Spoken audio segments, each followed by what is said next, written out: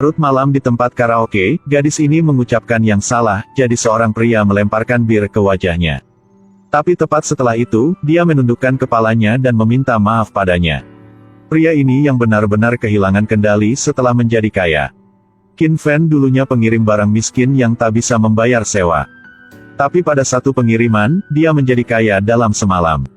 Hari itu, ketika Qin Fan membuka pintu dan memasuki ruangan, dia melihat beberapa orang sedang berbaring. Mungkin sesuatu terjadi di sini tadi malam. Qin Fan dengan keras memanggil pelanggan tapi dimarahi karena mengganggu mereka tidur. Saat kedua orang itu berdebat dimulai. Beep beep, I'm a sheep. I said beep beep, I'm a sheep. Kemudian pelanggan mengatakan dia bisa mengambil uang di kamar sesuka hati. Meskipun Qin Fan kekurangan uang, dia masih tidak mengambil lebih uang lagi. Tanpa diduga, tindakan Qin Fan ini membuat kelompok orang kaya misterius itu memperhatikannya. Mereka ingin bertaruh dengan hidup Qin Fan.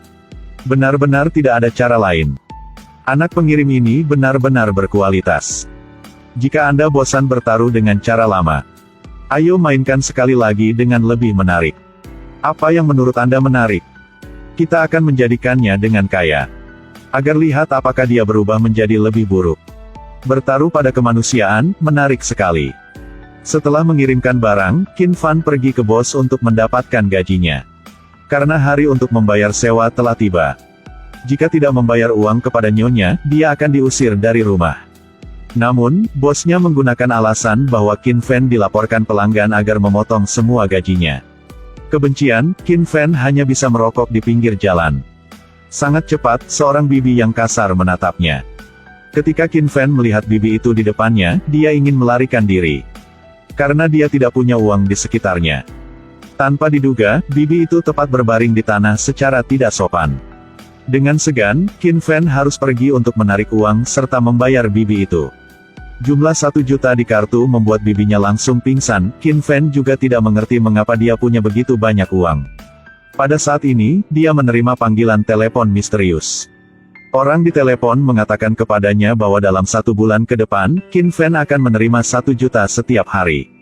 Tapi dia terpaksa menghabiskan semua uangnya dalam sehari tanpa bisa menyimpannya.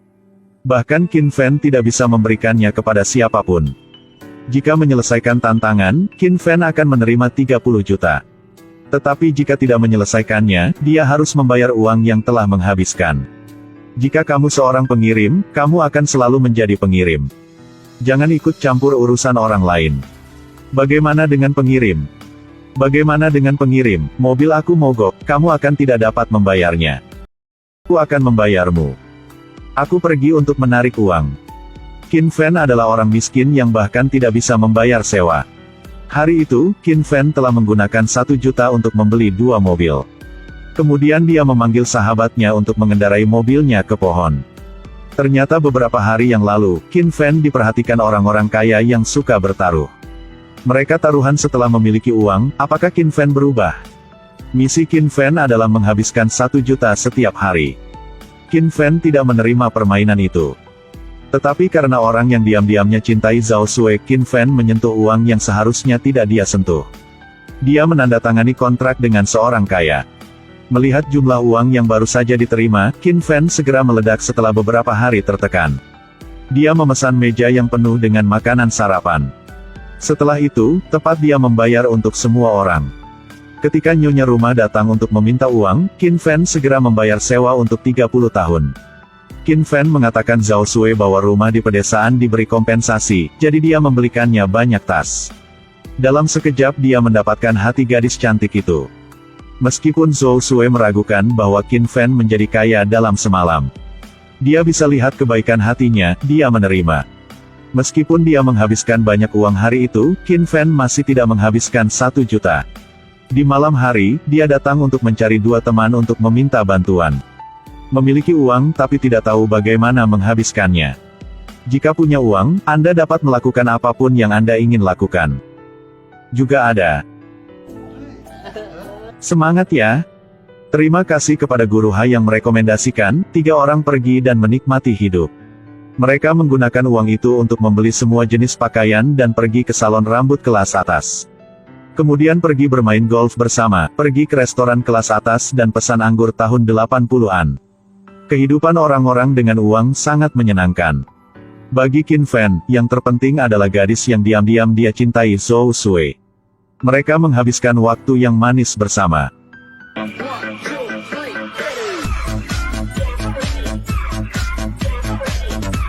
Keesokan harinya, Qin Fan dan dua temannya terus mengalami kehidupan orang kaya.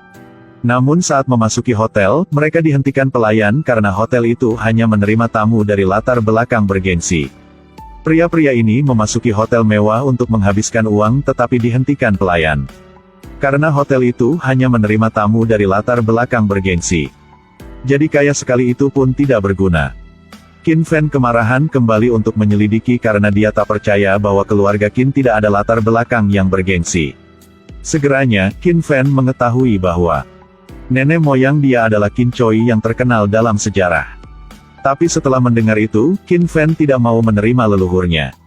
Pada malam hari, Qin Fan pergi ke bar karaoke untuk minum alkohol. Tanpa diduga, dia bertemu Zhou Sui di sini. Memiliki uang maka bermain seperti ini. Hambar sekali. Kalimat ini telah membuat Qin Fan marah. Dia berdiri untuk mengambil bir dan terus-menerus memercikannya ke wajah Zhou Sui. Kemudian mengambil kertas agar menyeka wajahnya. Melihat Qin Fan berubah menjadi orang seperti itu, sahabatnya tidak mengatakan sepatah kata pun, mengambil semua uangnya dan pergi. Keesokan harinya, ketika Qin Fan bangun, dia menemukan bahwa Zhou Sui tidak lagi berada di kamar. Melihat surat yang ditinggalkan Zhou Sui kepadanya, dia mengerti apa yang dia maksud. Dia melakukannya hanya karena dia ingin Qin Fan memulai kembali hidupnya. Dia segera menggunakan segala cara untuk mencari Zhou Sui tapi tidak dapat menemukannya. Karena Zhou Sui telah meninggalkan kota. Pada saat Qin Fan paling putus asa, seorang pembunuh datang untuk menemukannya karena masalah tidak menghabiskan 1 juta dalam 1 hari. Pembunuhnya berkata bahwa dalam 3 hari, Qin Fan harus mengembalikan uang yang dia habiskan atau dia akan kehilangan nyawanya. Qin Fan sekarang kembali ke kehidupan lama dengan tanpa uang. Setelah menikmati kehidupan orang kaya, Qin Fan tidak bisa kembali lagi.